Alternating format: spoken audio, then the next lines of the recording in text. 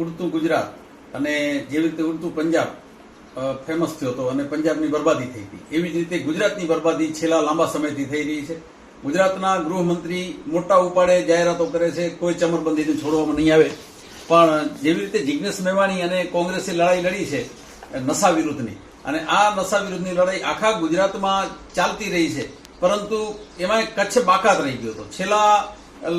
છેલ્લા એક વીકની અંદર કચ્છની અંદરથી કરોડો અંદાજે 4.5 કરોડ આસપાસનો પદ્ધરમાંથી જે દારૂ પકડાયો, એવી જ રીતે અલગ અલગ મોડસ ઓપરેન્ડીથી દારૂ ઘુસાડવામાં આવ્યો છે કચ્છમાં.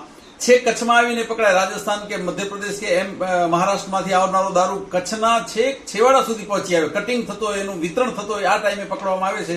એવી જ રીતે અહીંયા વોંધમાંથી જે 1.5 કરોડનો વિદેશી દારૂ પકડાયો. અને આ સિવાય ગઈકાલે પોસ્ટ ડેટાની ખેતી થઈ રહી છે, એટલે કે વાગડ વિસ્તારમાં જે ભીમાસર ભૂટકિયા ગામ છે ત્યાંથી પોસ્ટ ડેટાની ખેતી થઈ રહી છે. બાલાસર પોલીસ સ્ટેશનની સામે પોસ્ટ ડેટા ભરેલી જતો કોઈ બોલેરો પિકઅપ ગાડી એક યુવાન 23 વર્ષના દલિત યુવાનની હડફેટે ટક્કર મારી અને એની સ્થળ ઉપર મૃત્યુ થઈ જાય છે. અને એમાં જે ભરેલા પોસ્ટ ડેટા બીજી ગાડીમાં ઉથલાવવામાં આવી રહ્યા છે. પોલીસ સ્ટેશનની સામે આ બનાવ બને છે. તો જે કાયદાના રક્ષકો ક્યાં છે? આપણે મોટી મોટી વાતો થતી હોય એને બદલે ગ્રાઉન્ડ લેવલ ઉપર જે આજનો યુવાન ગુજરાત અને કચ્છનો, તેમાંય કચ્છ માલિકો, કચ્છ એવો મોટો સેન્ટર છે કે જ્યાં અનેક પરપ્રાંતિયો, અનેક અલગ દેશના જુદા જુદા વિસ્તારોમાંથી આવીને વસેલા છે. અને આપણે જાણીએ છીએ જે સાંજના અકસ્માતો થાય છે, મોટા ભાગના જે ટર્બાઓ ટ્રકો ચલાવનારા ડ્રાઈવરો હોય, અંધારો પડ્યા પછી હાઈવે ઉપર જવું અસલામત છે, કારણ કે ડ્રગ્સનો વેપલો એટલો વધી ગયો છે. એટલે સરકારને મારી નમ્ર વિનંતી છે કે સ્ટેટ મોનિટરિંગ સેલ બહારથી આવીને પકડે. બીજો કચ્છની લોકલ પોલીસ છે જે સ્થાન ઉપર છે, અત્યારે તો આપણે જાણીએ છીએ કે છેલ્લા અઠવાડિયામાં પોલીસની પણ પીઆઈઓની બદલી કરવામાં આવી છે. ખરેખર પીઆઈઓ કરતા એસપી અને ડીવાયએસપીઓની બદલી જરૂરી છે. આ પગલા ઉપર લેવલથી લેવાય, કારણ કે તળિયાનો પોલીસ કર્મી કરતા જે હપ્તો છેક ઉપર સુધી જાય છે એવી રાડ છે.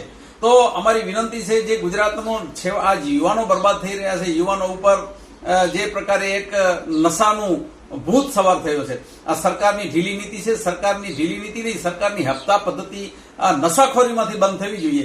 ભલે ગૌમાંસમાંથી એ લોકો લે છે, આ પણ ગલત જ છે, એ પણ બંધ થવું જોઈએ. પણ સૌથી પહેલા યુવાનો બરબાદ થઈ રહ્યા છે, દેશનો સમાજ, અને એમાંય ખાસ તો જે યુવા ધન બરબાદ થઈ રહ્યો છે. એ ખૂબ દુઃખ થાય છે કે આ નશાનો કારોબાર તાત્કાલિક અસરથી અટકે. બહારની ટીમો ક્યાં સુધી વારંવાર આવીને પકડશે? એટલે લોકલ પોલીસ આ બાબતે સતર્ક બની અને દેશી દારૂના હાટડા, જે રીતે દારૂ નથી, હવે દેશી દારૂમાં પણ ડ્રગ્સ જ વેચાઈ રહ્યો છે.